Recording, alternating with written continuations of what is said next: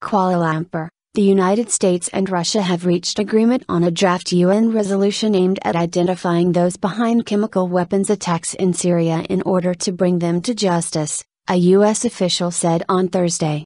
The United Nations Security Council is likely to vote on Friday on a U.S. proposal to ask UN Chief Ban Ki-moon and the global chemical weapons watchdog to assemble a team of investigators to lay blame for toxic gas attacks in Syria, diplomats said.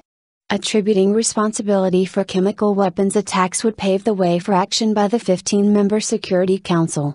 The body has already threatened consequences for such attacks, which could include sanctions. A U.S. official, who did not want to be identified, said an agreement had been reached on the draft between the United States and Russia.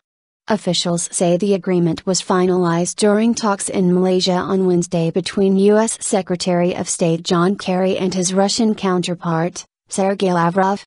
Russia, which has veto power on the UN Council, is a Syrian ally and has protected President Bashar al-Assad's government from any UN action during the 4-year civil war. The United States began discussing the draft resolution with Russia several months ago. Several diplomats, speaking on condition of anonymity, said that if no objections to the draft were raised by any council members today, then a vote would likely be scheduled for Friday.